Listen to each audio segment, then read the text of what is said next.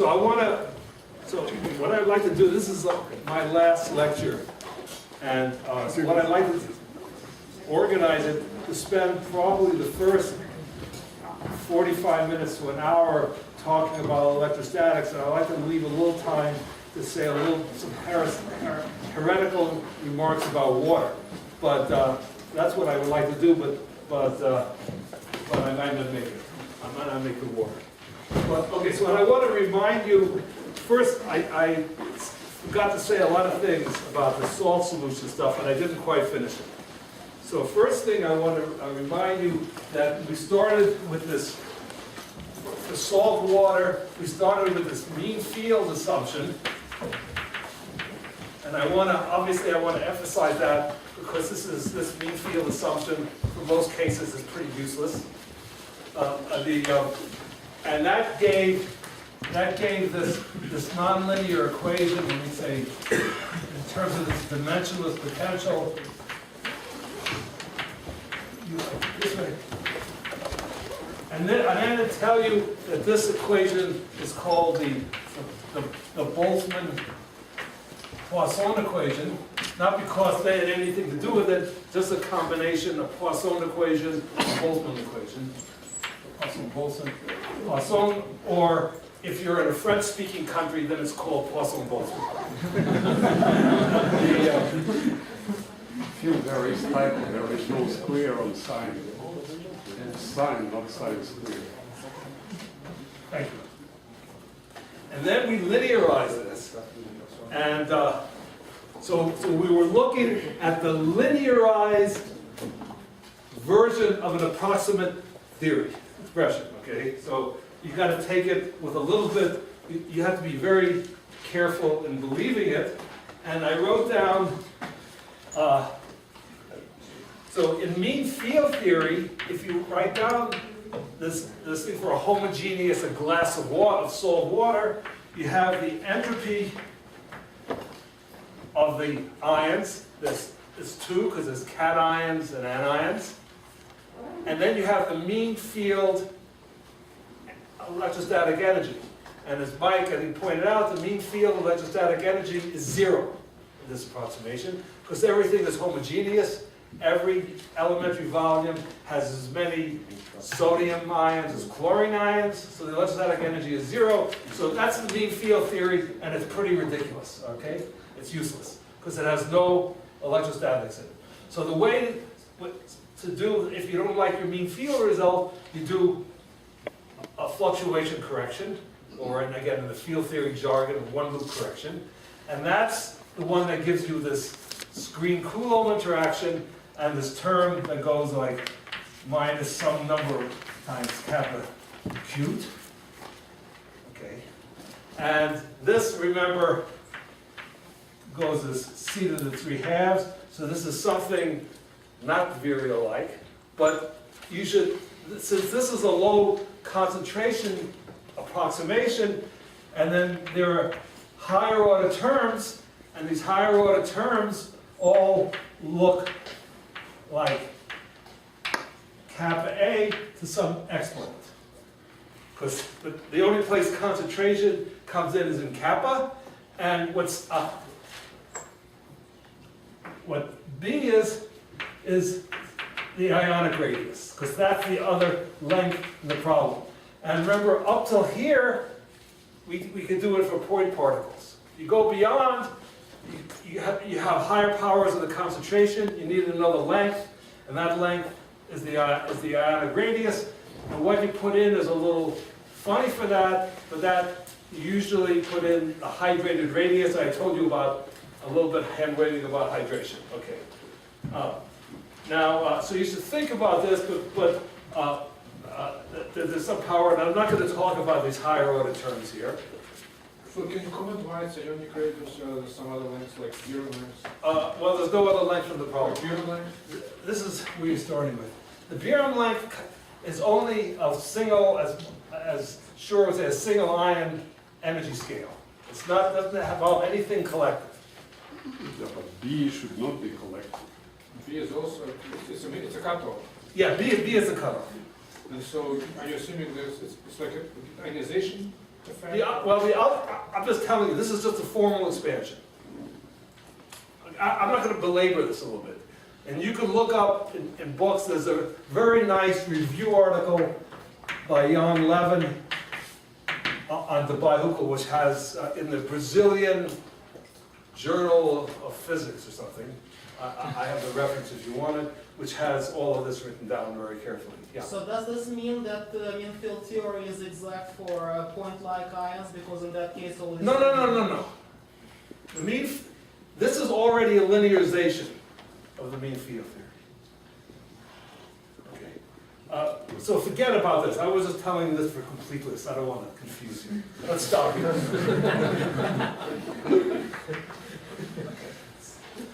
What I want to point out is that the linearization assumption is equivalent to this term being small compared to that term. That's what linearization means. And if you put in, remember I told you kappa squared was something like 8 pi concentration times L. You could put it there and you see that this linearization requires C L cubed smaller than 1.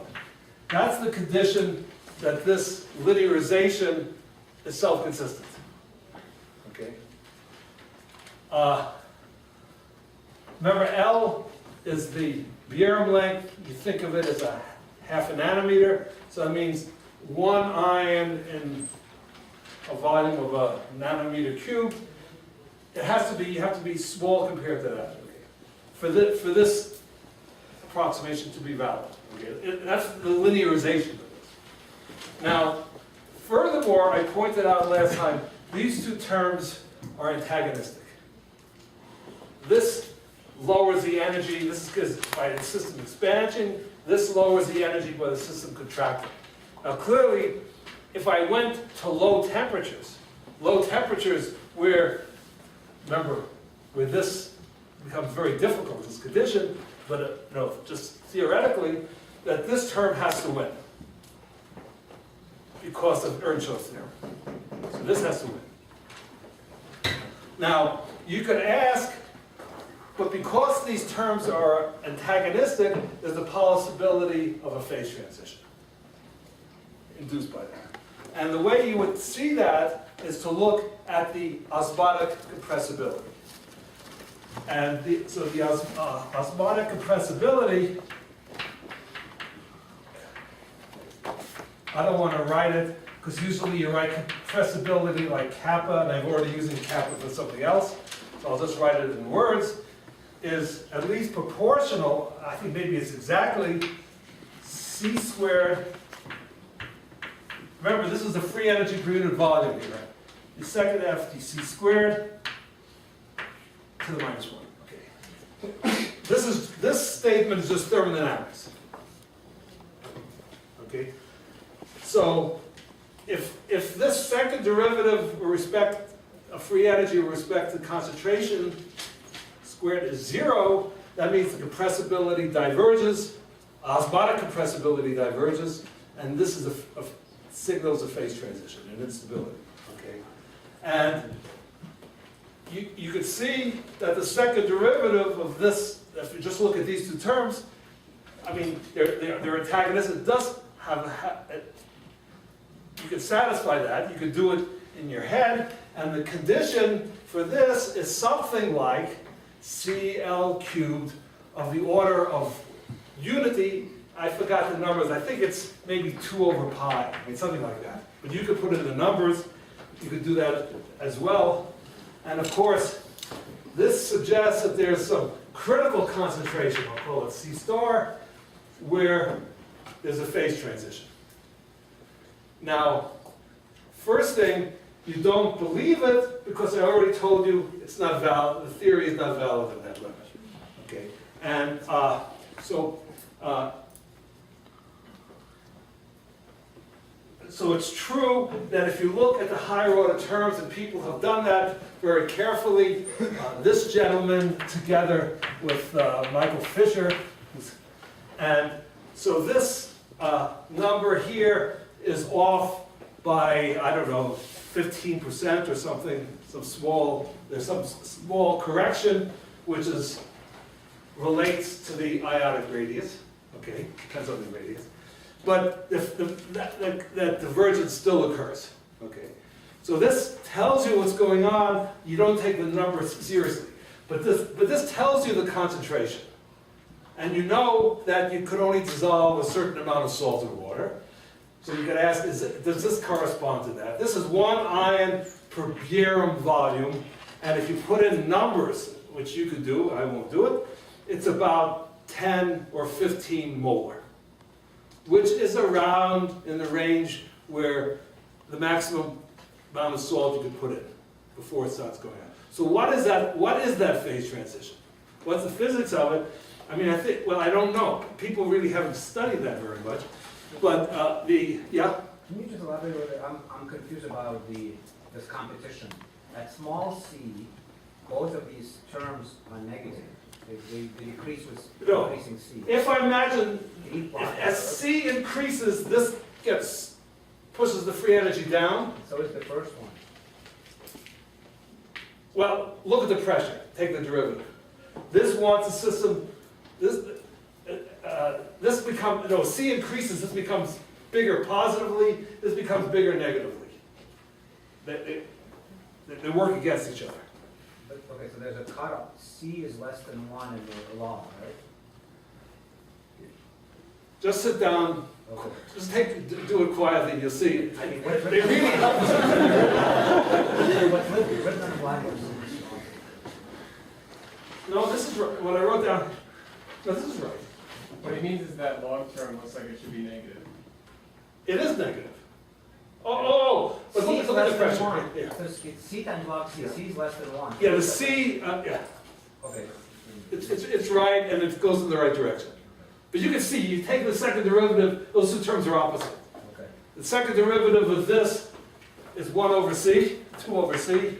And the second derivative of this is kappa cubed over c squared equals 0 with numbers, and you see that it has a solution. Okay. Just do it. So what happens here is that when the concentration gets too high, and that's what too high means, there's just less gain entropy by dissociating, so the guys want to come back and form molecules, and the molecules are essentially dipoles. They want to stick together, and the stuff just collapses out of solution. I mean, but no one has really studied that in detail, but that's clearly what's going on. So the system is unstable at concentrations higher than this. And this is an important point that I want to get back, that I'll come back to later. Let me give you a little exercise to do, a little problem, to see if you can understand this kind of theory. And it's a very simple problem. It says, suppose I have a salt solution, but its salt is only allowed to live on a plane. So I have a plane, just a plane, with positive and negative charges, just the same way here, at low concentration. So I'll look on the side, it's just a plane with charges, and with nothing on the outside, or water, or what, I don't care what you take for the dielectric constant, okay? But the ions only can live on the plane. But the fields, this is really not a two-dimensional, the fields live in 3 dimensions. So the fields somehow are extending out here. And first, what does screening look like? So in that problem, what's screening? How does it work? And I'll tell you, it's not exponential. It's not e to the minus kappa r. You'll find that it's a power law. The reason is pretty obvious, but I'll let you figure that out. And find out about what the free energy looks like. Okay. And that's a, if you haven't done it before, maybe a half hour or an hour. I have a question. So, I guess at the moment where you're saying things are coming back together and drawing out a solution, I I guess you're making the volume of the water smaller because you can't dissolve any more sodium chloride at that point. Well, I'm always thinking here at fixed volume. We're doing Helmholtz free energy, not Gibbs free energy, so we're working at constant volume. I'm assuming I'm treating the water as an incompressible fluid. Okay, so how are you adding, because at some point the salt just doesn't dissolve, it's just gonna persist. Well, I'm imagining putting it in there and then turning the crank, and then they come together and they sediment to the bottom. It's already in there. I'm not. I see what you mean. But imagine it's in there, and now I'm decreasing the temperature. You can imagine turning a temperature dial or something. So the only parameter that describes the salt itself here is the radius. Everything else is just... No, the only thing that describes the salt is kappa. At this level, there's no radius. Okay.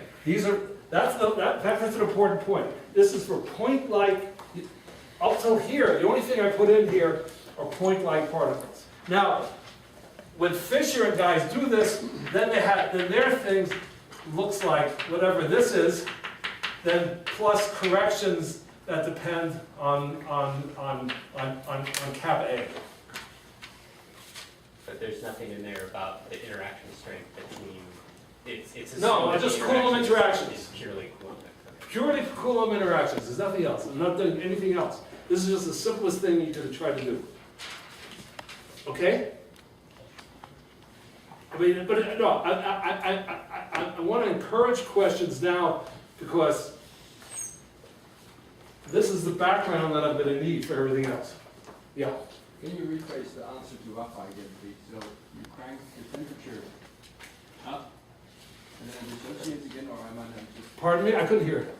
So what do you do with the temperature? And then Well, I don't really do anything because remember what I told you, that the only place temperature appears here is in L as E squared over epsilon T, and in real life, epsilon T is a constant, or nearly constant. But if you forget that, and imagine this is temperature, then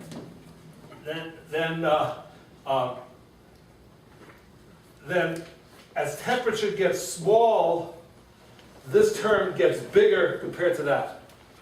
Because in kappa, there's hidden an L, which goes as 1 over temperature. So if you imagine thinking about temperature like a solid state physicist, you know, where that's the only thing that's changing is this specific temperature in here, then at low temperatures, this term is getting bigger compared to that. Is that what you wanted? I didn't answer the question? yes. I did, okay. Yeah. So the fact that epsilon T is constant, can you observe it in experiment? For example, So you only, that's right, you don't observe it by changing temperature, you observe it by increasing the concentration. Which is so if you increase the temperature, does it mean that the solubility of salt won't change? doesn't change very much. I mean, it changes a little bit. I mean, it's few percent variation, 10% variation. Doesn't change very much. So this basically gives you a transition to type rule, because beyond that you have to do a new theory. It doesn't tell you what the new, what the other state is. I'm just guessing what it is from what I said. That's right. It's going to be just forming a dipole, because then interaction is very different anyway, so you Yeah, have to then- do everything. And nobody has done that. The other thing I should tell you about this is very classical. So this thing is giving you, and this is calculating of a critical point. You heard about several lectures from these two gentlemen. This is a kind of a critical point, and people, in fact, have done experiments measuring the critical exponents. And I should tell you, the critical exponents are completely not understood for this problem. So the simplest problem of salt water, people don't understand. Okay? I mean, this would suggest that you have sort of mean field exponents, and what you see is completely different. So there's still a lot to do, and people like Michael Fisher and his group have worked a long time on that, and with little tangible success in terms of getting the critical exponent, the critical properties. Okay, but anyway, we have some at least crude understanding of what's going on. So let's But what, as I said yesterday, well, the reason we want to do this is we don't want to understand highly charged surfaces, like DNA or mica or something like that. So let's now switch gears and start talking about such surfaces. And as I told you, the typical, we have a surface, and what I like to use is the surface density of charges. So this is the number of charges per unit area. It doesn't have the charges in it. This is, sigma is just the number of charge groups, charge is per unit area. It's not the charge density, okay? And we're talking about relatively high charge densities. I told you in real life, relatively high means 1 charge per square nanometer, roughly speaking. And let's slowly try to think about what happens with charged surfaces, because it's very different. So let's imagine that I have a charged surface. There, I'm drawing it in profile. Charge density sigma. And I'll imagine my surfaces will always be negatively charged because DNA and mica are both negatively charged. So I always think, so these are negatively charged surfaces. And let me forget any other charges. So this is a thin film of surface charges that are fixed on these surface charges, I assume, are fixed in space on the membrane because they're part of some covalently bonded structure, and the covalent bonds are electron volts, so these are huge energies, so they're not mobile. So what does the electric field look like? What do the fields look like? So if there's, and let me now imagine no salt out here. This is water, but no salt. So how do I get the electric field? I just want to remind you, this is freshman physics. You just use Gauss's law. Gauss's law says that the epsilon, the dielectric constant, always put it in, times the electric field times some area. I draw a little pillbox across here, is equal to twice that electric field, is equal to the 4 pi, because I'm using CGS units, times the total charge contained, which is that, okay? That's Gauss's law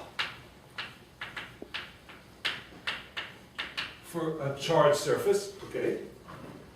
The minus sign is because my charges are negative. Okay, that's Gauss's law. So that says that the electric field E, let's call that the x direction, E of x equals a constant, because there's no x's in here, and it's 2 pi, it's minus 2 pi E sigma over epsilon, okay? That's what we learned in freshman physics, that the electric field outside of a homogeneously charged plate is a constant. And if we want to write, if we want the potential, which is minus d phi dx, so we could write down the potential as 2 pi E sigma over epsilon x plus a constant. I'm going to take my 0 of potential at the origin. I can take my 0 where I want. I can't take it at infinity because you see the potential diverges at infinity. For infinite objects, you don't take it's dangerous to take the potential to be 0 at infinity. Okay, so I can write this, if I write this in my dimensionless units, remember I like to use dimensionless potential, then this is just 2 pi L sigma x. This is dimensionless, so I could write this as x divided by a length, what I'll call lambda. That length has a name. It's a very important length in electrochemistry. It's called Gouy-Chapman length. And I'll just write it down here. It's defined as 1 over 2 pi L sigma. Okay. Now, that's just for a charged surface, okay? That's freshman E and M. Okay? So now, well, we want, in real life, we don't have charged thing, we have neutral systems. So now, let me not worry about any added salt, that just makes the complication hard, but let me say that this charges come because there are ions on the surface which have ionized because of all the stuff I told you last time about why things like to ionize, okay?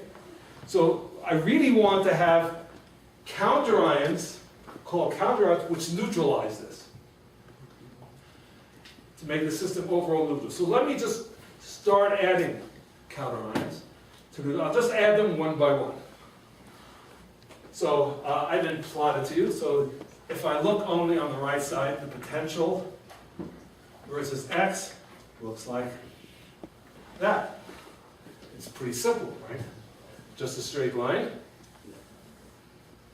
Okay? A straight line whose slope is 1 over lambda. Okay? So what happens now if I put on a positive charge? So I put a positive charge here. What is it going to do?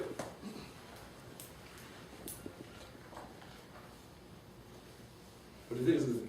If this is the potential energy, what is it going to do? It's just going to slide right here to the surface, right?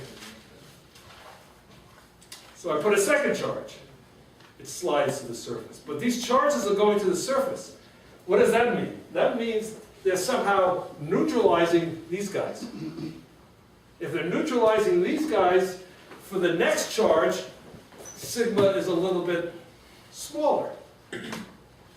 So that means the slope is a little less. So as I add charges, the slope starts going down. You see what's happening?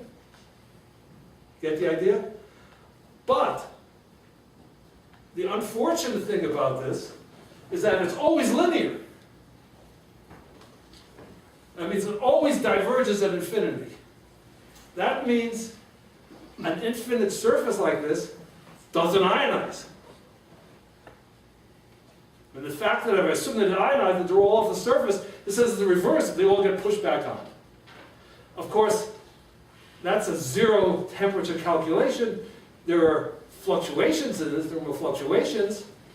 But so that means that the ions have somehow, if I redraw this surface here, that they're confined to some kind of fuzzy sheath around the surface. They're essentially none at infinity. Almost all of them are within a sheath. And how big is that sheath? There's only one length in the problem, lambda. So this suggests that most of the counter ions are confined to, if I have a charged surface, an infinite charged surface. Okay, so this is an idealization of infinite surfaces, but these are really big surfaces, talking about macroscopic pieces of mica or huge DNA, are confined to a thickness 1 over lambda. That means that suggests, I mean, I haven't done the calculation, that we better not use this Debye-Hückel theory where I assume the potential is small, because after all, the differences of potential are quite large. You get that? So I cannot, this linearization is not going to work for this problem, that suggests. So let's go back and say, okay, if we want to do this right, let's go back to this Boltzmann-Poisson mean field theory. And in this case, if I write that equation, so the Boltzmann-Poisson will look like, well now it's just a one-dimensional problem. So it's like the second phi dx squared is equal to kappa squared. But now I only have one sign of ion. I only have the neutralizing counter ions, which are positive. So e to the minus phi. Okay. So that's what the equation says.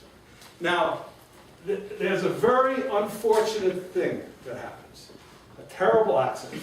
This is a nonlinear differential equation. And the unfortunate thing that held back this field for 50 years at least was that this equation is exactly soluble.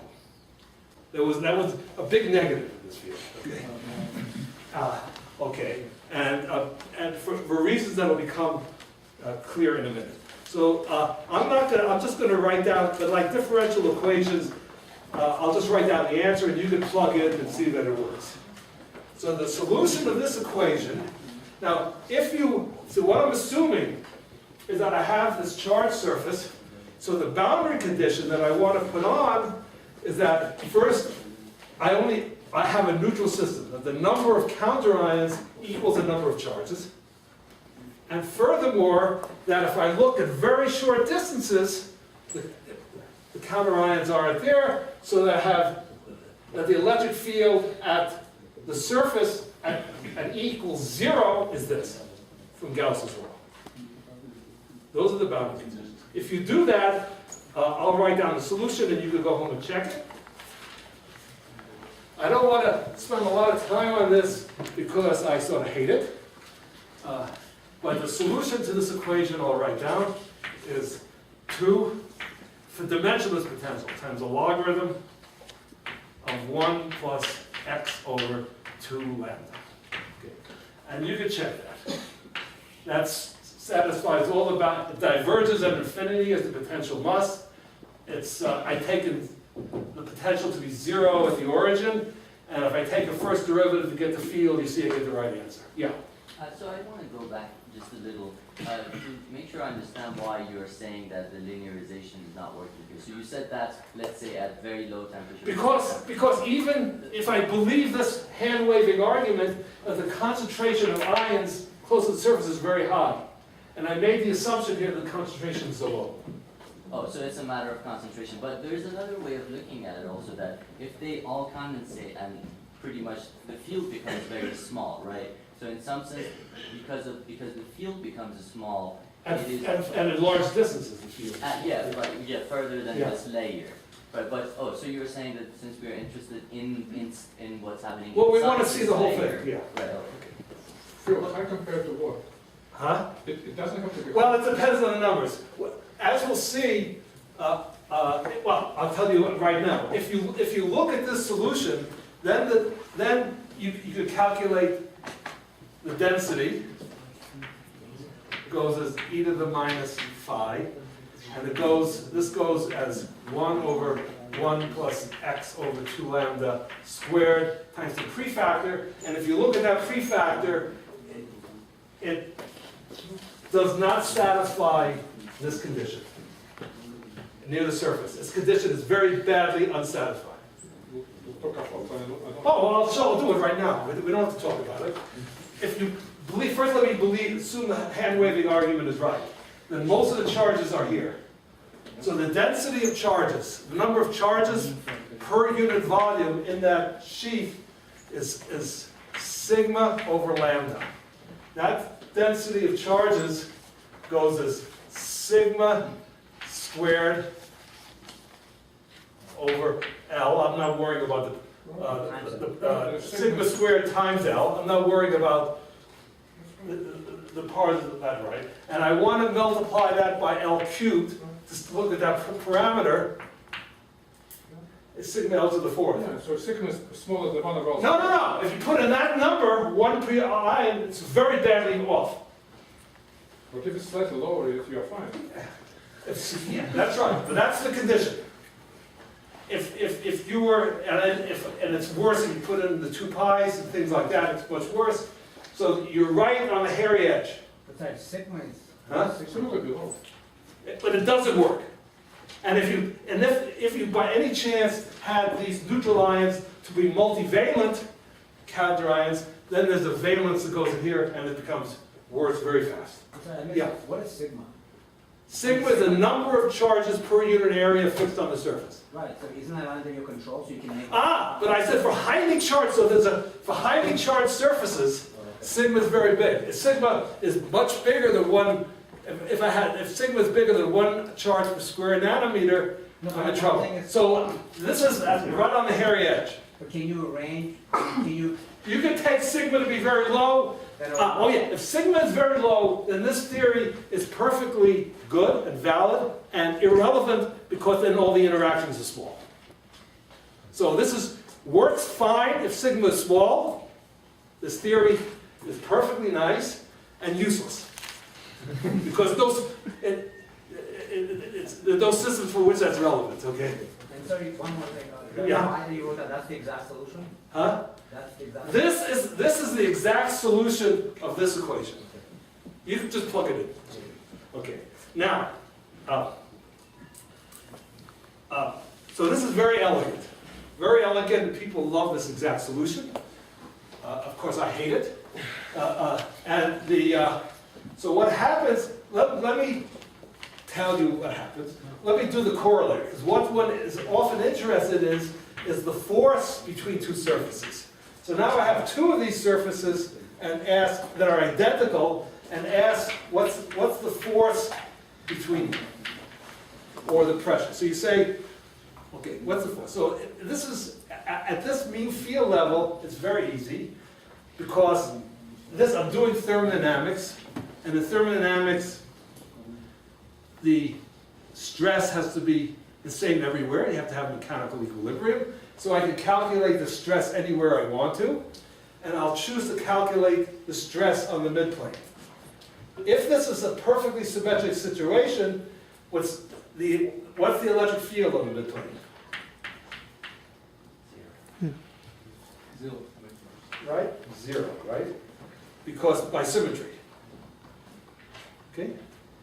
So that means there's no electric stress, because the electric stress goes as E squared. No electric stress. So what could give rise to stress? The only thing that we have are these ions that are floating around.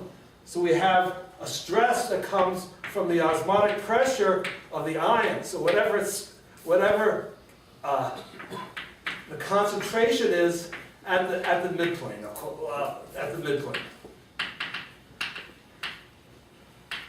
So at this level, this is an exact result. I don't have to do the calculation. I mean, I have to calculate what that C is, but this is an exact result. But there's certain things you see from this. This has to be greater than zero. So this says that there's a repulsive pressure between these two surfaces, which is essentially due to the, as we said before, only entropy, the entropy of the counter ions. Okay. But this result, and you could calculate, by the way, as an exercise, I'd like you to solve this equation in this limit. You could do that, and like compute that. That's another exercise you could do. I'm not doing it. But this result is clearly violates Earnsthaw's theorem. Because we know that the ground state of the system has to be these two surfaces stuck together. That's what Earnsthaw's theorem tells us. So there has to be attractive forces, and there's no attractive forces here. So this is clearly crap at some level. Okay? I mean, it's right if the surfaces are weakly charged at a high temperature, but it's not a general result. Okay, isn't Earnsthaw's theorem zero temperature statement? Yes, zero temperature statement. Earnsthaw's theorem is that at zero temperature, you can't have stability by Coulomb interactions at all in classical physics, and therefore, and the system is neutral, therefore the system has to collapse to as small as possible.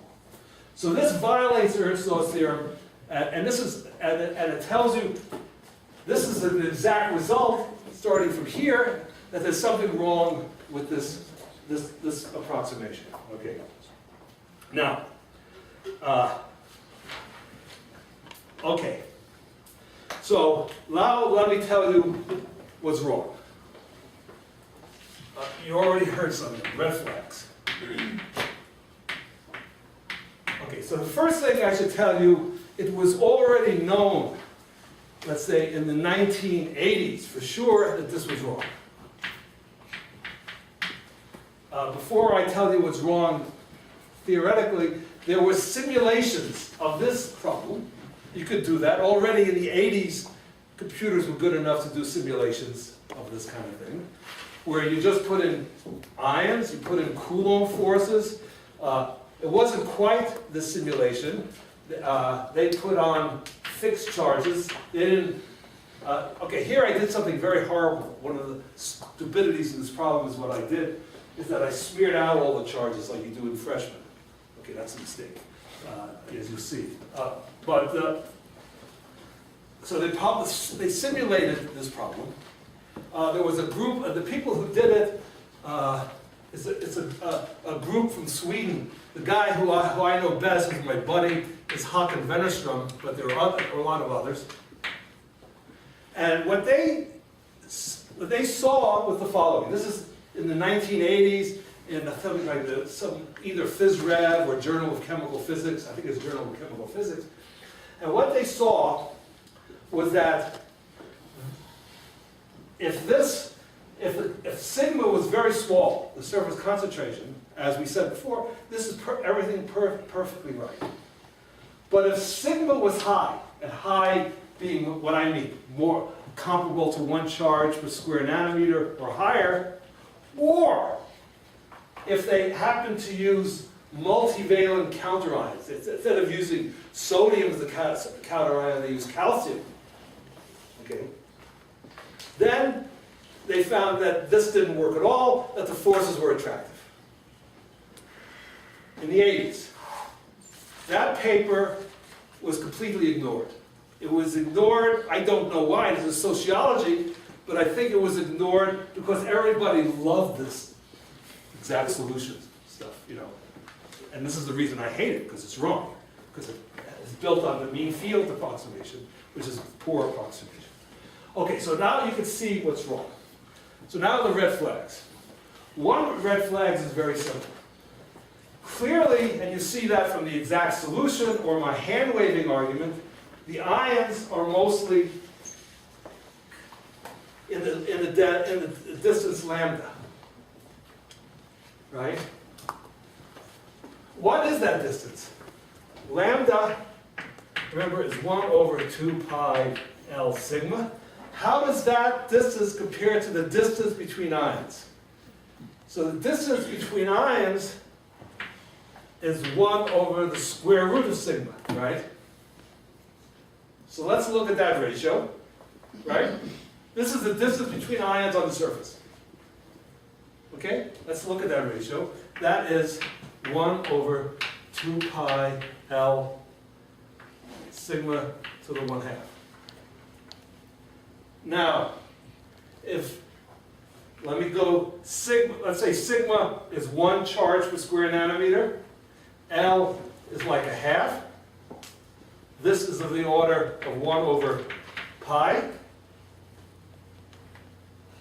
This is, which in nanometers, this is about 3 angstroms. Okay?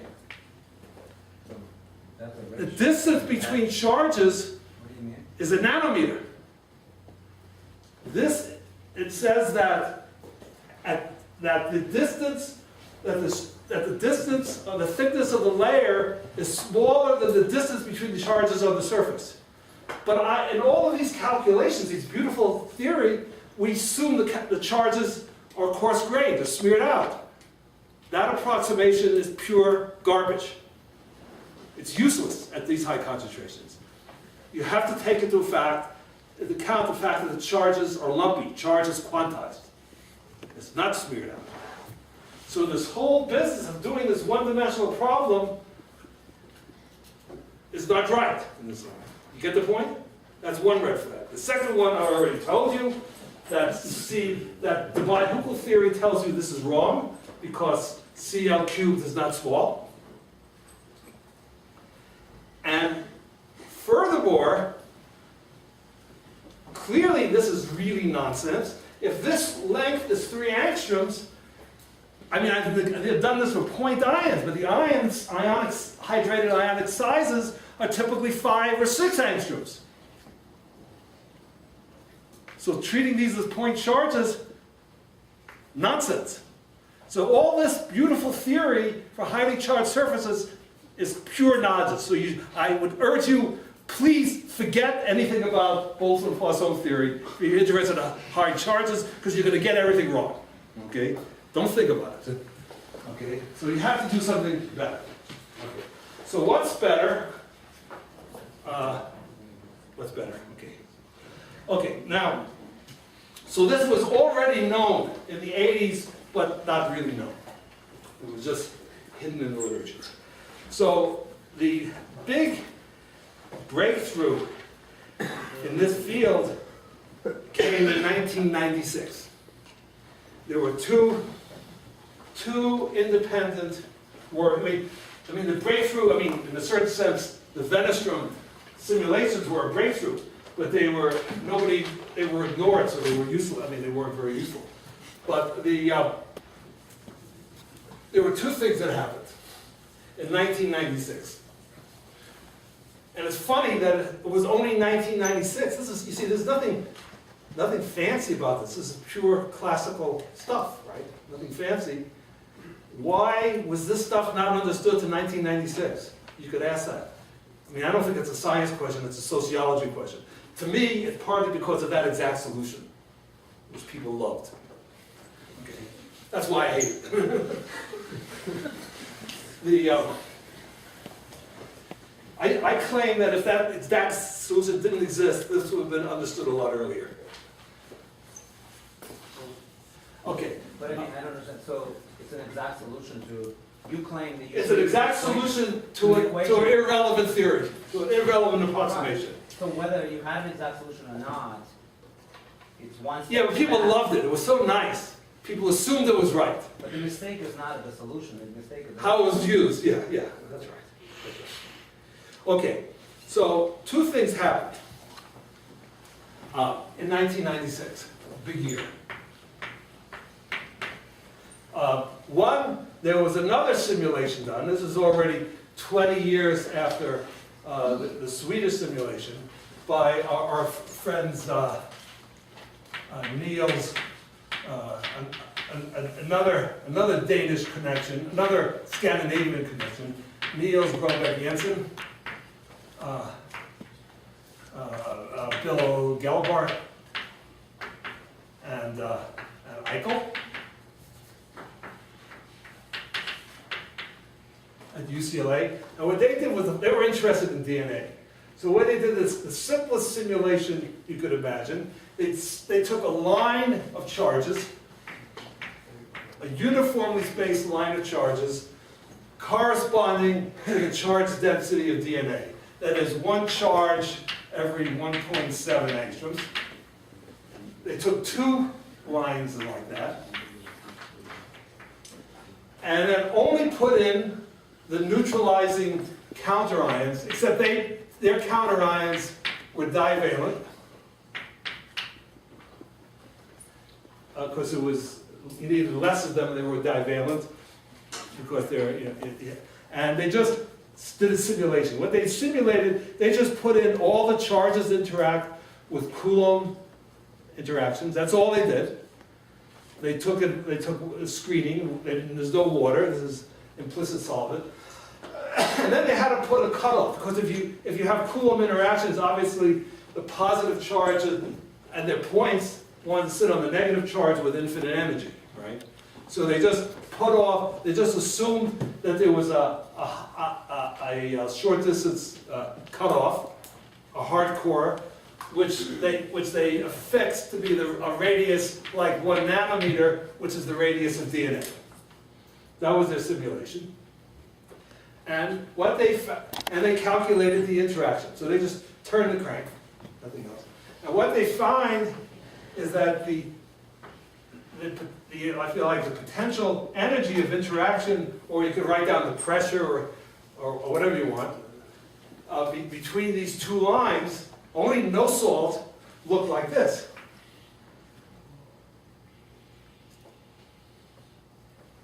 There was a very short range attraction, and then it stopped at this is a nanometer, 1 nanometer. Short range attraction. This is about this is a short distance. This is a typically also a nanometer, and then you have a weak long-range repulsion. This was very consistent with those other simulations of flat surfaces. And again, they see attractions. Okay, so this happened in 1996, and for some reason, people believed this, even if they didn't believe the other one. Okay, that was one result. The second important work was done by Vic Bloomfield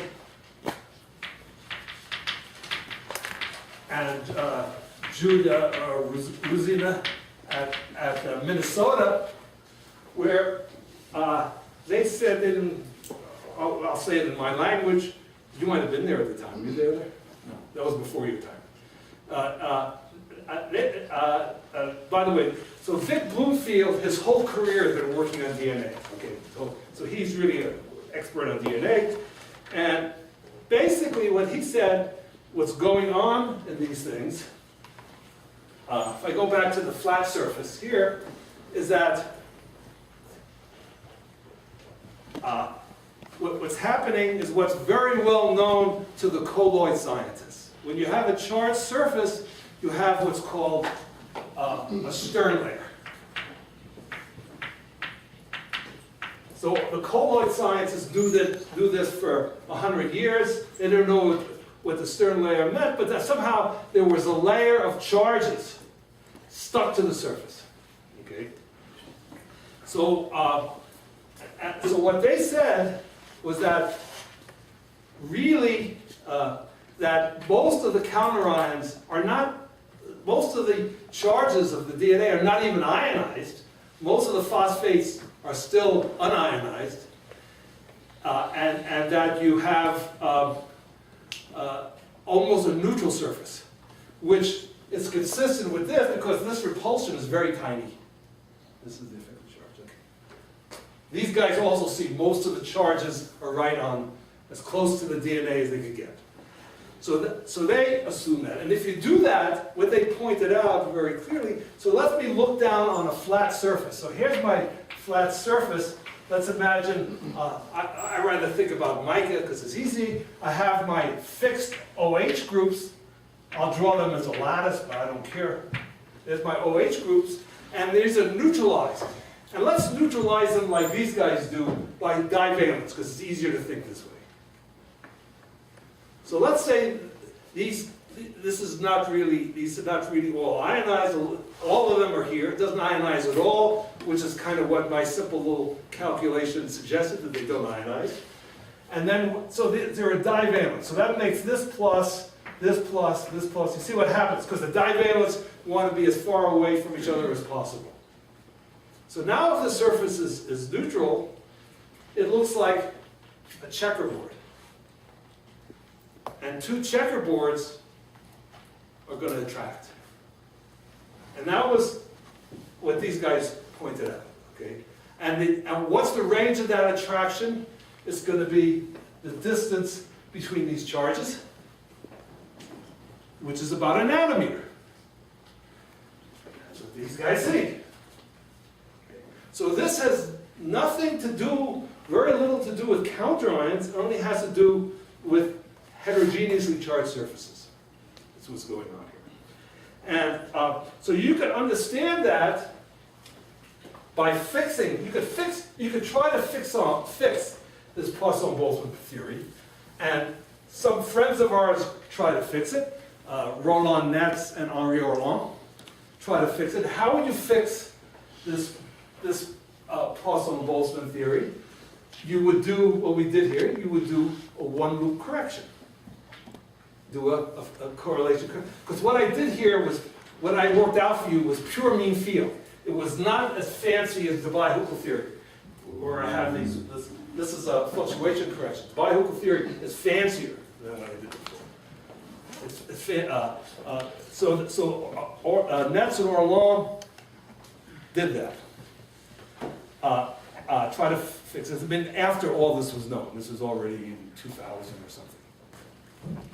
And what they found, if you try to do this kind of one-loop correction, and I won't do it for you, what they found is that if you're at high charge densities, you see what I mean by hard, at this level, 1 charge per square nanometer, then the one loop correction doesn't work. You get the result in negative concentrations, just gave stupidity. Okay.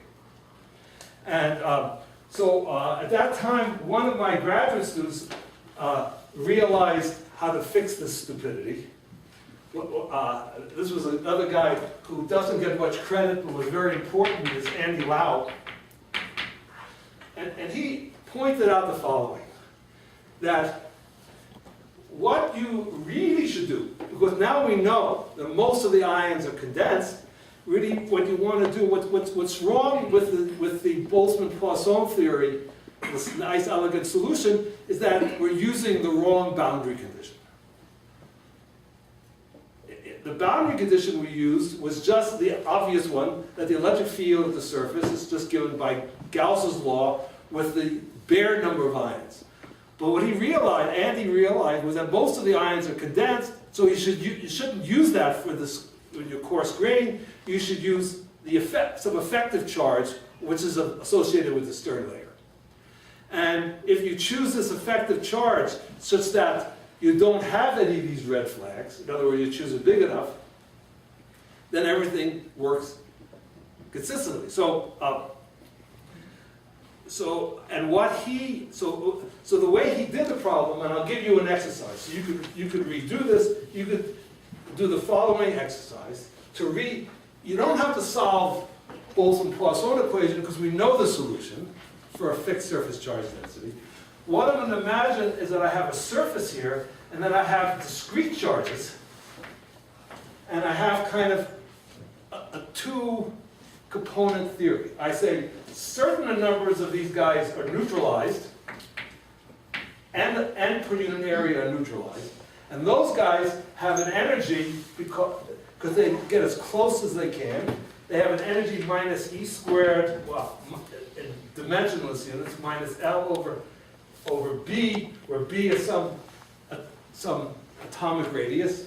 So this is some energy like electron volts. So this is the energy, dimensionless per unit area. And then I have another term, which is the rest of the charges are in this diffuse double layer, this thing of thickness lambda.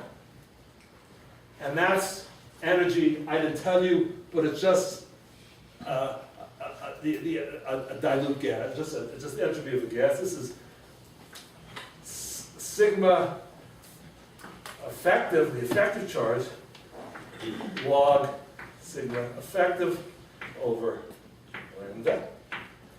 Lambda is that formula, and sigma effective is just sigma minus n. Okay. Now, I just treat n as a variational parameter. I minimize that with respect to n and find out the optimum n. Okay. And you could do that. That's an exercise for you. Find out what the optimum n and lambda are. That's a very simple exercise. And if you do that, you have no problem, except you'll see that almost all of the charges are neutralized. So let me, I just want to say 2 more words about this. Convince you that this gives rise to attractive interactions. It's sort of obvious, but maybe it's not obvious to everybody. So let's do a toy problem.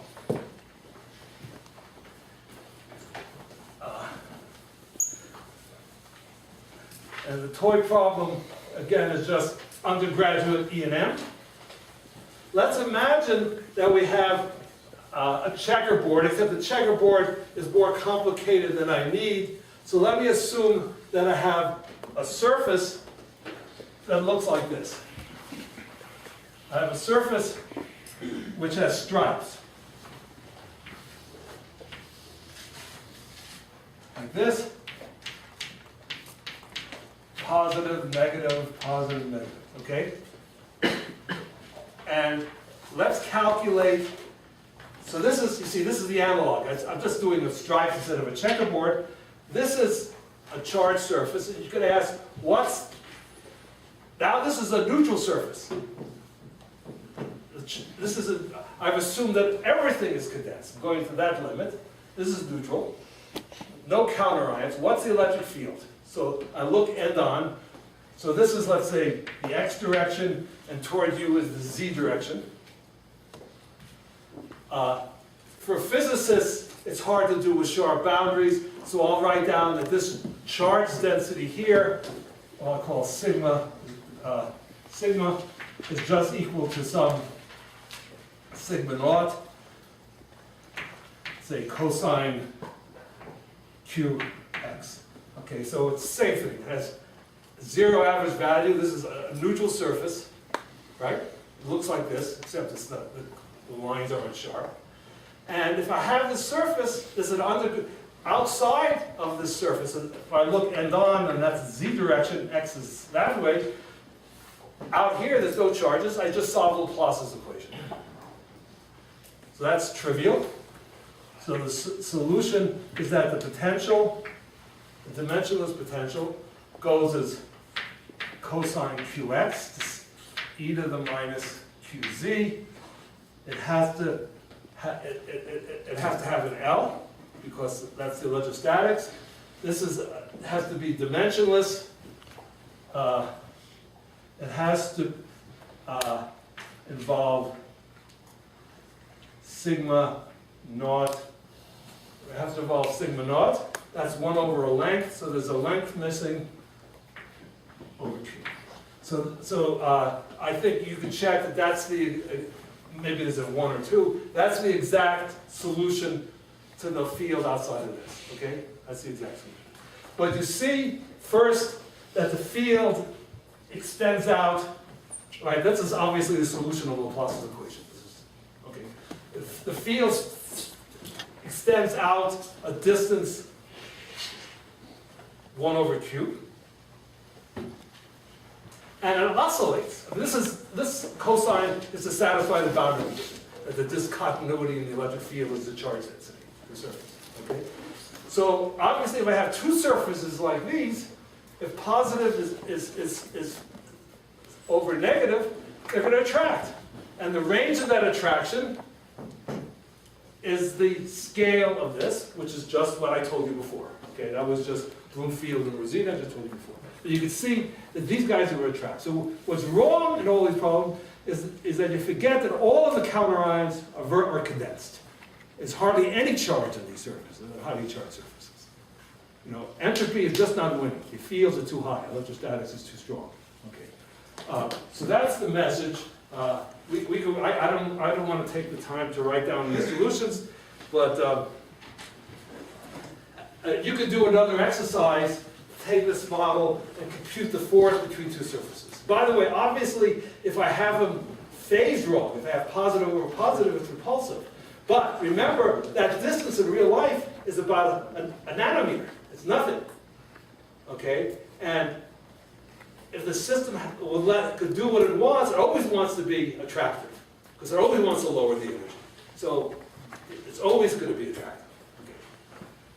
In your example over there, when you have monovalent, just condensed and killing the other charge, and you have this extra energy for binding, is there attraction or not? I don't think it will attract. It has zero and same charge. Well, it will if you take into account that you're going to get a checkerboard. But if it's monovalent, you just bind. If it's monovalent, it's trickier. So it still get attraction, but these are going to be little dipoles. Right, so you have to orient the problem. Yeah, and that's the kind of thing that Wennerstrom actually suggested a long time ago, that you have these oriented dipoles. Again, nobody believed him. This guy, Wennerstrom, by the way, was a very good, was really top grade scientist. Okay. So I think I want to stop here talking about this so I can say a little bit about water and why water is difficult. But so now, obviously, there's a lot. So now you see that these highly charged surfaces, most of the time, I haven't talked about what happens when there's added salt. And obviously, you get screening, and with added salt, you might think it gets easier because the screening actually gets harder, and it's trickier to work out. But the important physics, I think I told you. Okay. What I promised Sam Safran was that I would tell you something else about counter-ion release mechanism, but I think I don't want to talk about that. That's a specific thing. So I lied to him. I told him I would say I'm not going to tell him. But when he comes, you should tell him that I didn't tell you about counter-ion release. Okay. And that's a very interesting thing. But by the way, there's been I didn't tell you about experiments. There are first.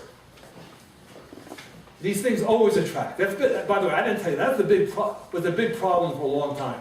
DNA condenses in nuclei, and it's bigger than nuclei, and if DNA was highly charged and it's repulsive, you're in trouble. So it was a long-standing problem. How could DNA condense into nuclei? And that was why people like Vic Bloomfield and Rosina were interested in this problem. But then there were a lot of experiments that show that if I have DNA in solution and I put on multivalent counterions, that would collapse. Okay, so there's a lot of experiments that show that with DNA, and furthermore, there's a lot of experiments nowadays over the last 2 or 3 years that show if I have surfaces that look patchy like this, which occur with the right kind of surfactants, actually on mica, from Jacob Israel-Ashvili and Jacob Klein's group, that you have strong attractions. So there's little doubt that all of this stuff, seems to be what's going on. Okay, so people are pretty copacetic about all this stuff now, but until the early 2000s, this was a very hotly debated subject. Okay, now I think it's pretty common. There's still obviously a lot of questions you could ask, finite size effects that people are working on. I should maybe write down the names of the people who are experts on that. There's Reb David, people who've done very important work on this. Roland Netz. I didn't tell you about strong coupling model, but it's so interesting. Jan Levin, I already mentioned his name before. Henri Orlon. And I guess in the modern era, these are people who made important contributions. Yeah. Your picture suggests there's some kind of a symmetry breaking. Do you think there's a transition, or this is just a cartoon and really it's random pattern? Well, that's a good question.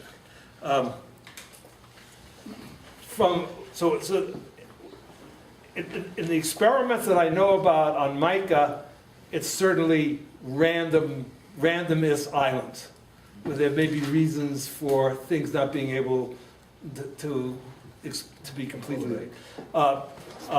In the case of DNA, we don't really know, but the simulations that I didn't tell, the simulations from Niels Grombeck-Jensen show that the charges really form essentially are ordered structures on top of the DNA. Okay, but that's a simulation.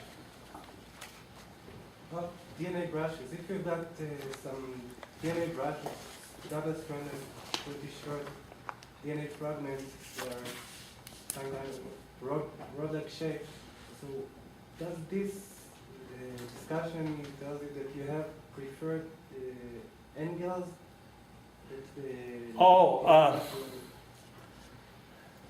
If you've got monovalent. Okay. That's a good question. The answer is that it probably does suggest that if you have multivalent ions. The only DNA brush studies that I know of, however, are with monovalent ions, where the attraction, which are not strong enough to give attractions. I told you the simulations of Niels Jensen showed that they got attractions when they had divalents. I didn't tell you. If they used monovalents, there were only repulsions. Experimentally, if you want to condense DNA out of solution, I think you need, in practice, trivalents. So the valency is important, and I've not emphasized that.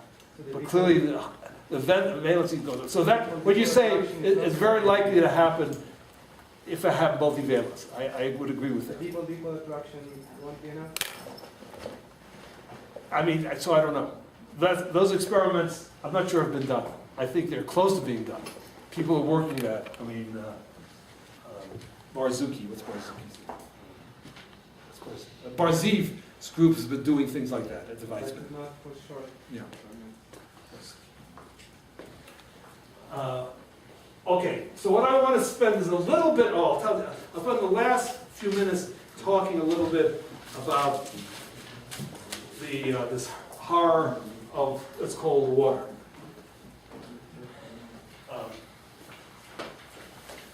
Is this okay? More questions about this stuff? I mean, at the end of the day, it's very easy. So all this nonlinear Boltzmann-Poisson equation, in some sense, is much ado about nothing. Okay. Yeah. Yeah, the question is there any good review about this topic? Huh? Is there any good review about this topic? Yes. So there's a good review about this Boltzmann-Poisson stuff by Reb David. He has a very good review about this. I don't remember the exact reference, but if you ask me, I could find. I have it on my computer. And there's a general, very good review about the bi-Huckel theory by Jan Levin.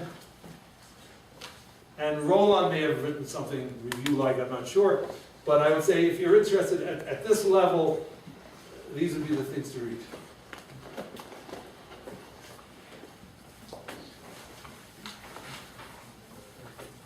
Can I get you to repeat something just so that I'm absolutely clear? DNA, two DNA strands with divalent charges in between will attract, but monovalent will not. No, I didn't say that. That's the simulation shows. But the simulation shows that divalency will attract and monovalence will not. Real life, you need trivalence. Okay, good. Is my understanding. Sorry, it's also salt. Huh? You also need to worry about salt. You also have to worry about salt. That's right. You always, with DNA, you're always dealing with buffer. So you always have a few 100 millimolar salt, which changes things a little bit. There are some polyelectrolytes for which divalent is not. Yeah, not DNA. But not DNA. Oh, that's- Apparently not. Okay. It may depend. It's a little bit debatable. I think there's some suggestions that you have small enough divalents. If they're small enough, they're not hydrated, they can get. And then it's an issue of this major groove and minor groove and details which I don't want to talk about. Filamentous protein, I think it's an aftertact. Yeah. Yeah, but some of these proteins have even higher charge densities than DNA. Some of them. Yeah, but after it's more than 1 per gram length, it doesn't matter, right? Well, at some, the simplest idea would say it doesn't matter, but in real life it may matter. Okay, so what I want to say is a little bit, I mean, I've talked about interactions. So the interactions that you've heard quite a bit mentioned, I mean, Noah was mentioning a lot, were hydrogen bonds. We haven't said anything about hydrogen bonds. And when I took freshman chemistry, we learned about all the kind of the ionic bonds, covalent bonds, and hydrogen bonds. And the one that I understood least was the hydrogen bonds. I didn't understand, knew what it meant. And of course, like everything in life, that's always what happens. The stuff that you decide to say, well, I'm not going to worry about that, it's not important, is what comes back and bites you. Okay. So that's for me a hydrogen bond. So what's a hydrogen bond? Okay. So water is dominated by hydrogen bonds, and the problem is that certain water is a case where the people who work on it are, to a large extent, killing each other. I mean, this is a very, very nasty field with very strong personalities. So it's a field that's a little bit dangerous to work in. So a lot of people avoid it, but clearly it's important. Okay, so what people do agree upon that they not kill each other, is that what the cohesive energy is water is provided by the hydrogen bond network of water. That's what makes water a liquid and not a gas, not steam. Okay, now the very classical picture of hydrogen bonds that you find in freshman chemistry books is that, remember, water looks like Mickey Mouse? I'll do the physicist picture of water. Okay, 2 years. And somehow, okay, it's a neutral object. So there's another one here. This proton here is happy getting close to the rear side of this guy, and this thing propagates. That's kind of the freshman chemistry picture of a hydrogen bond network. Okay? And it's probably not so bad, but it's hard to describe. Okay, now what's special about hydrogen bonds, you should understand, hydrogen is very special, hydrogen ion, because the hydrogen ion has no electrons, so it's small. It's not an angstrom, it's 10 to the minus 13 centimeters. It's a nuclear size, so it's point-like compared to everything else, so therefore it can get close. And that's what makes hydrogen different than everything else, okay? Now, so let me try this, oh boy. Okay, so let me tell you, I'm gonna skip some stuff.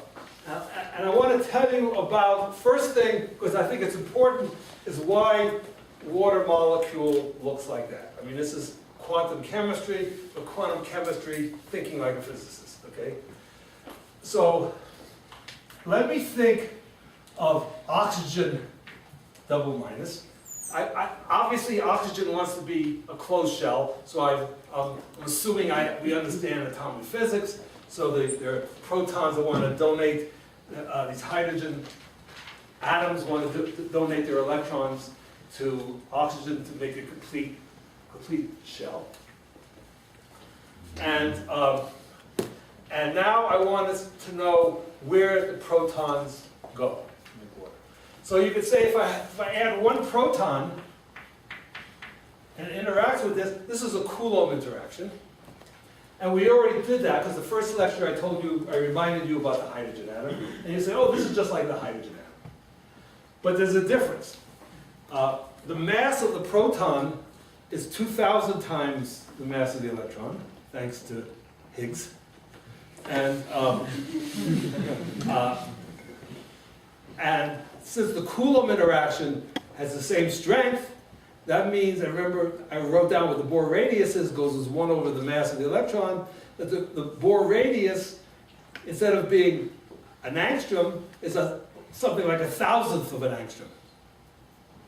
So clearly, but the radius of this, of oxygen ion, is clearly on the scale of angstroms. So that calculation is nonsense, okay? So that tells you this is not a problem in quantum mechanics. There's very little quantum mechanics here. Let me think of the oxygen. I want to tell you how to think of it. Think of it as a nucleus with a charge Z. I forgot what the atomic number of oxygen is. 32? 16. So this is Z is 16. And then I have Z plus 2 electrons here. Let me assume the nucleus is a point, and these electrons are just homogeneously distributed. I don't have to worry about shells, and I can do all of that. Let's just assume they're homogeneously distributed in a rigid way. So then the electrostatic potential that a proton sees, if the proton is close here, it sees a strong repulsion from the nucleus. And then when it gets out here, it sees an attraction. So it looks like this. That's what the potential looks like that a proton sees, electrostatic potential. And this here is the edge of this charge sphere. So that tells you that the proton, you just minimize that energy, and the proton wants to sit right here, and quantum mechanics, the only thing quantum mechanics does is delocalize that proton around this region. So there's essentially no quantum mechanics in this. This is a small quantum mechanical correction. Okay, this is essentially the right answer. And then you would say, well, that's the first proton. Where does the second proton go? You say, oh, it's obvious the second proton goes here, because that way it could be very far away from this repulsive guy. And of course, that's not what water looks like. That's like CO2. That's how it's going on. So what's missing in this, so this is wrong, something wrong. And what's missing is that, that oxygen double minus is very special. Of course, this is all well known. I mean, this is in quantum chemistry, but I want to give you in physics language, not quantum chemistry language. Oxygen double minus, if you like, for accidental reasons, is extremely polarizable. In fact, it's almost unstable. Okay? And it's extremely polarizable because there's an oxygen S state and a P state that are very, for some cancellation reasons, have a very small energy denominator. So it's what's called sp hybridization, that there's that an electric field changes the parity, couples the S and P states. And if I want to get the polarizability, I got to do that to second order perturbation theory. And the energy and the denominator is this energy difference, which is very tiny for oxygen, for accidental reasons of the structure of oxygen. So that means that the polarizability of oxygen is unusually large. Now remember I told you that the polarizability, if this is a radius A, I told you that the polarizability is something like A cubed for hydrogen, and it's A cubed for a metal, but in general, if you do it quantum mechanically, there's a numerical prefactor, where A is the, right? And that prefactor for oxygen is unusually large. It's a big number. I forgot what it is. Okay. It's that large polarizability which is the origin of the fact that a lot of the interesting solid state systems are oxides. Most of the high T systems, TC systems are oxides. Very many of the magnetic compounds are oxides, and their oxides are important because of this very large polarizability, which makes facts like superexchange very, very big. Okay? So this fact that oxygen is very polarizable plays a huge role in all the physics that we know about in condensed matter. Okay? That's why oxides are special. Okay, now what that means, if the two protons are here, they don't produce any electric field at the nucleus, so they don't couple to this large polarizability. But if they're like this, there's an electric field this way or that way, that electric field which couples. So if you just write down the energy as of the system, well, you just do it classically the way I did it. You could write it down pretty easily. I have it written down here.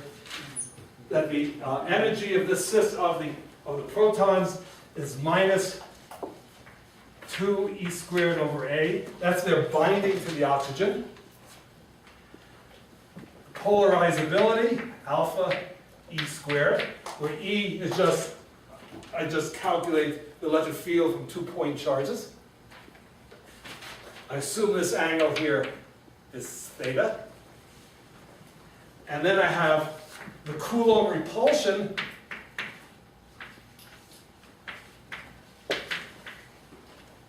between these two guys. And now I just minimize this. The electric field goes as the cosine of theta.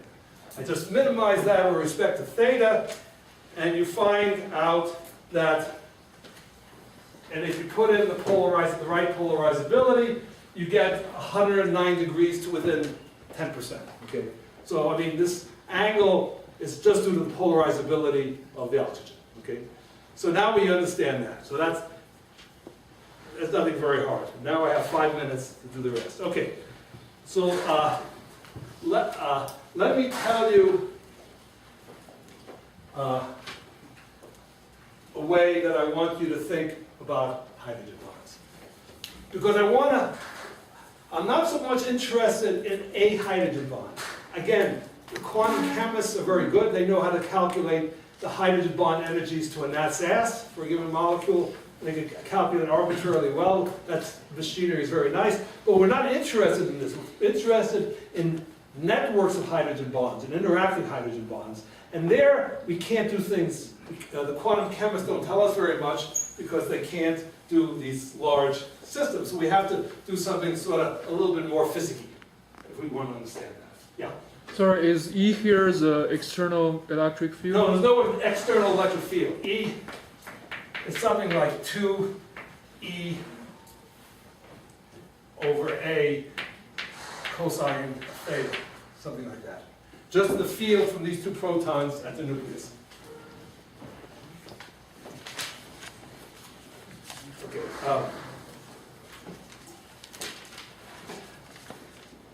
Okay. So the way I suggest one way, at least one way of thinking of this problem, which is heresy to the chemist, is that I'm going to think of water as a lattice. We're used to approximating things by lattices. So I have a lattice, and my lattice sites are going to be oxygens.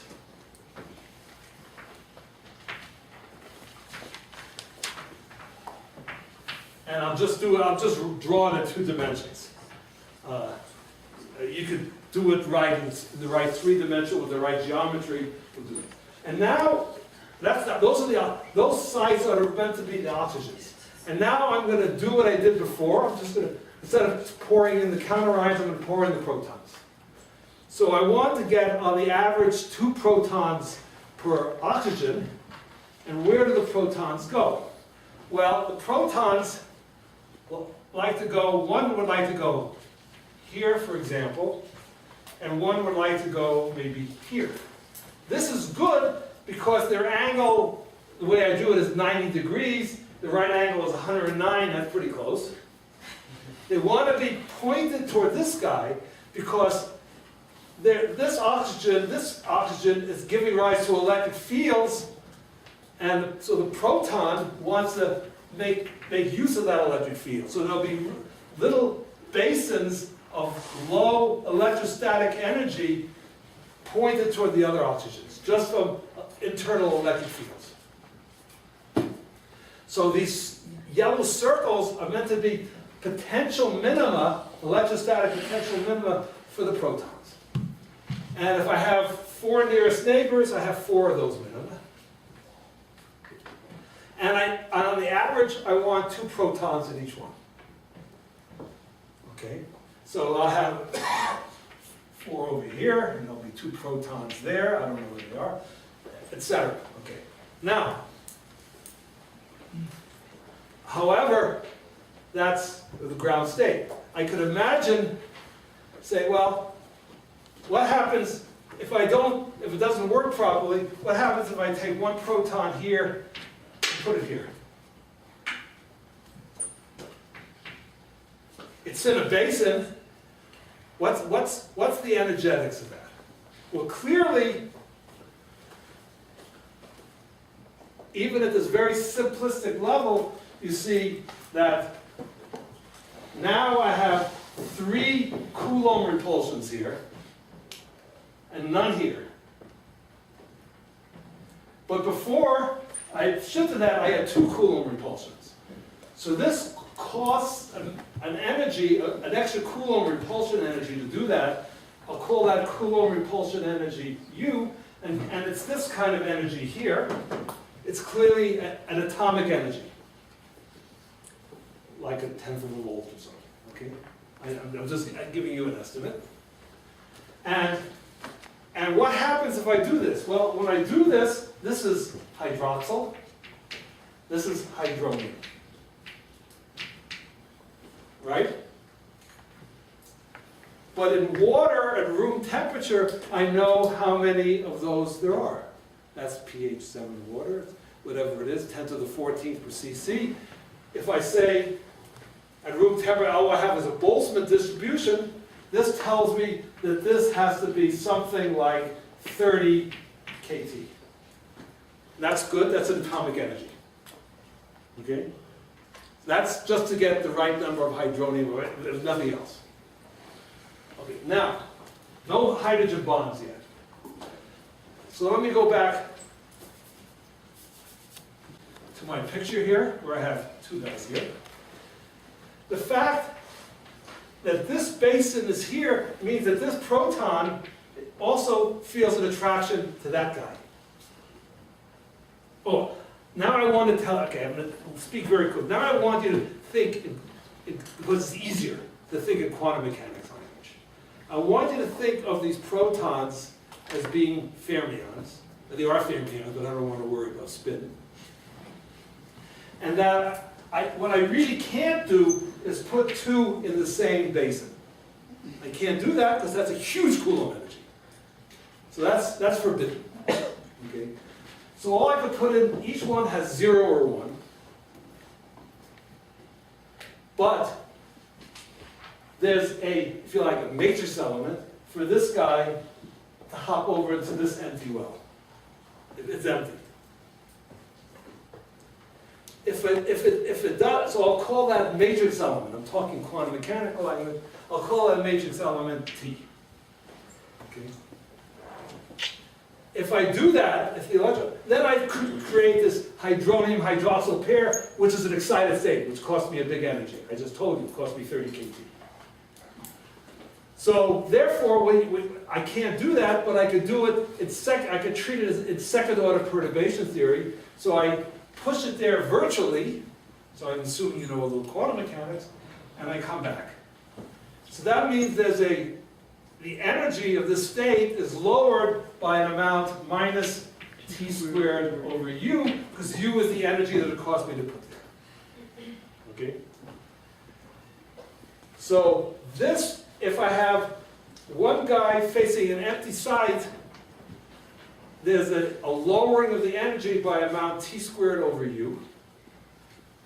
And that's the way I think of a hydrogen bond. Just like a resonance interval. Now, notice, since hydrogen bond energies are a few kT, then this says that this little t maybe is of the order of 5 kT. And so I've assumed here that it's small compared to U. It's not very small, if I believe this, but it's a little bit smaller. And that's always the case in interesting problems, that the bandwidth and the Coulomb repulsion are comparable. So this is not a shock, but let me think this way. So this is the way I think of a hydrogen bond. Okay. So with this kind of toy model, you could do calculations. Now, I'm running out of time, so I'm going to stop. And I'll tell you I'll say things a few words without working them out. But the first thing I want to tell you, so you should think of this as a toy model. It's a very nice, for people like Leo, this model is very natural. This is the way the condensed matter people think about electrons, correlated electrons. This is nothing but a Hubbard model. It's a slightly different Hubbard model than the one that they use, but it's something like that. And it has all of the good features about Hubbard models, which the physics is easy to visualize. The hard features that it's hard to do calculations. Okay. But this way you could estimate the hydrogen bond network of water. You could also estimate, and I'm not going to work it out, the hydrophobic interaction. The hydrophobic interaction we haven't talked about, but it's the fact that oil and water don't mix. And what that due to is very controversial. By the way, hydrogen bond network is also controversial. But what everybody agrees with it, if you put in a molecule that doesn't hydrogen bond with water, it somehow screws up the hydrogen bond network, this that I'm starting to form here with these interactions, which gets, empty guys versus filled guys, that network, and it screws it up, and that's the cost and energy. Okay, so everybody agrees with those words, but then after that they disagree. So, but in this model, it's very easy to understand without doing any calculations. if I imagine I replace an oxygen on my lattice by something like a methyl group, which cannot hydrogen bond. I'm not going to worry about distances of things. Just imagine I do a replacement. If it cannot hydrogen bond, then I'm losing whatever the coordination number is, 4 of these hydrogen bonds, T squared over U, or 2 of them, okay? Because they can't hydrogen bond, I'm losing those.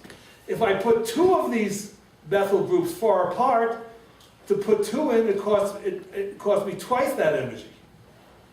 But if I put them in next to each other, you can't kill the same hydrogen bond twice. So that means putting them next to each other is a much more favorable situation. How much energy do I gain? I gain a hydrogen bond energy. That's the hydrophobic interaction in this language, okay? So would you say then, I mean, at very low temperatures, would you say then the water, well, but before it freezes, you form a regular structure? Which, you know, it actually... No, I wouldn't say that. I mean, this is all meant to be toy model. So this is just locally you have this? Yeah, first water is not on a lattice. This is a nice picture. Locally, it's like on a lattice. But locally it orders. Yes, locally. See, that's right. So locally water is ordered, no doubt about it. Yeah. So the fact that I'm telling you this is a hydrogen bond energy, this is my way of looking at it. This is not for sure, but it has the right features. Now, excuse me, for the hydrophobic interaction. The reason it has, the reason the hydrophobic interaction is said to be an entropic interaction. What that means is that over certain ranges, it becomes stronger when the temperature goes up. That's what that's why it's called entropic. I don't like that word in this context. In this picture that I just told you, because I just said it, this was a 0 temperature calculation. So I don't tell you about the temperature dependence. So that was a hard job that a friend of ours, Dan Holm, did to try to calculate the temperature dependence of what I told you, the difference between 2 guys far apart, 2 guys close together. And it's a Harvard model, so it's hard to do. He did the best job that he could. And the key feature that makes this important is that this model is very degenerate. You notice that at every stage I have 4 basins to put 2 objects in. If that degeneracy, that's very important. And if you calculate the temperature dependence of this interaction, I'll just tell you the result, it looks right. It's increasing with temperature in the range where we live. Okay. But we don't know if I don't know if this is a toy model. Nobody else believes it. Nobody else, I mean, this is not anything people like experts like David Chandler hate it. So some of the other experts like it a little bit. It has some nice features though. It has hydronium and hydroxyl, which a lot of the models, like ice models, don't have. So it has a little bit better physics. And it's simple to visualize what's going on. It doesn't involve complicated quantum chemistry, which you don't know what and it's not computational where you put in all the interactions, you turn a crank, you get an answer, and the only way to know the answer is right or wrong, you compare it with experiment, and if you do the experiment, why bother doing the calculation? So I mean, I hate those kind of stuff. So I don't like those kind of numerical models for this kind of thing. You want something that's internally self-consistent. Okay. So this model has some of those features, but it leaves out a lot of stuff. Okay. And one thing that you could compute in this model, which we haven't computed, but the answer is almost guaranteed to come out pretty right, is the following. One of the unusual properties of water, and I know I'm running out, but I'll just tell it to you now, and I'll stop, is that the mobility of protons in water is about an order of magnitude higher than the mobility of a water molecule. Now, of course, that's trivial in this language because what does a proton mean? It means a hydronium. And a hydronium, the water doesn't have to model, in this language you see, all the proton has to do is hop. Okay. Now, in this model, to calculate the mobility, you almost don't have to do anything because the mobility is the bandwidth. That is the mobility. Now, but I already told you how big that was based on hydrogen bond energies. And that's about an order of magnitude too big. Not too small, not too big. And what's going on here, in my opinion, is that, of course, I've thrown out a lot of stuff. Hydronium is charged, so it's going to pull in the neighboring waters, or push them out, whatever you want. Okay, it's going to pull in the neighboring oxygens, which I've left out. This is going to be a deformable model, and I have a cluster of a hydronium with some, hydration, hydrated hydronium. That's going to be like a polaron.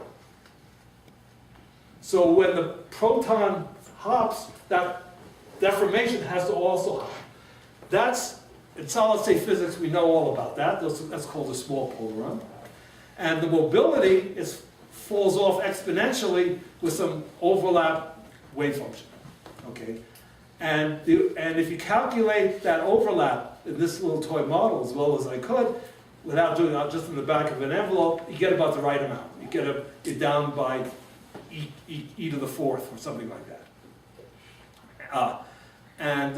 So I'm waiting for a student to come up who wants to do that calculation right in terms of the Kubo formula, try to get it right, to see if this really works. But, okay, I've spoken way too much, but I give you a flavor. There's a lot of stuff completely ununderstood about water, and it's so important that some of us got to work on it. I mean, we can't leave it all to the chemists. They do some things good, and they do other things less good, okay? So some of us have to work on that, think about these things. And there's a lot of interesting problems in all of this lecture and the last lecture. If you probe everything I said in detail, you see there's a lot of problems, stuff we don't understand. Okay, so... So I have a question. Sorry, I have a question. So how did they solve the Hubbard model for the water molecule? I know currently people can only solve up to like a 4x4 matrix. Yeah, well, we don't do anything that fancy. So this is more complicated than even the standard Hubbard model. I mean, it's a decorated Hubbard model.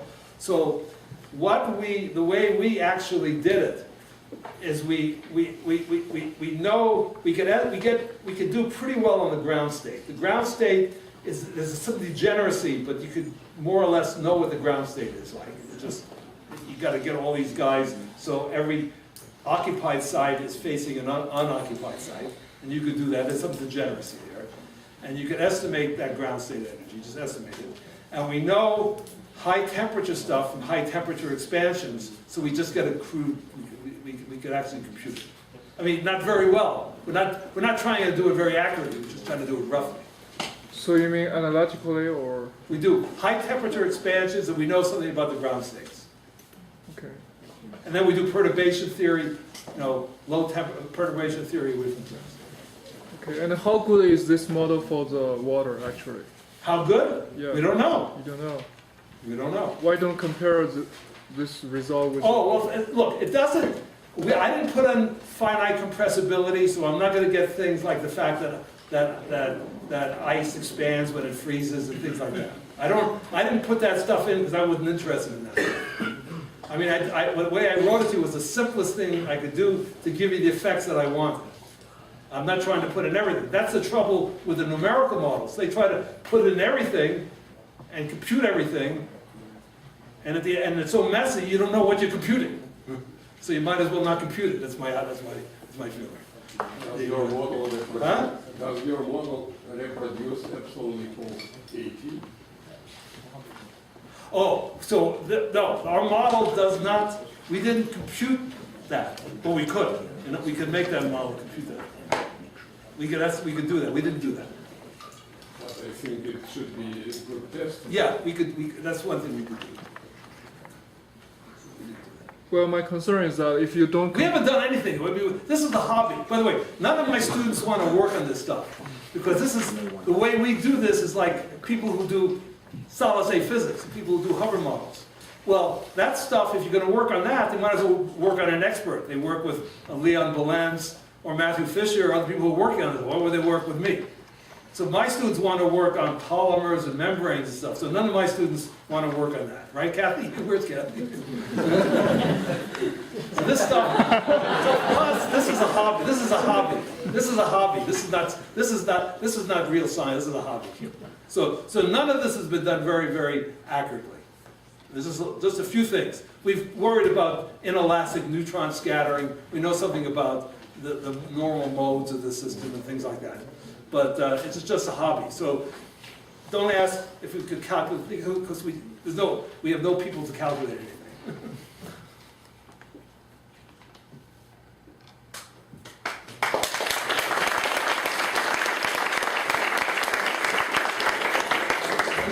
Oh, you go first.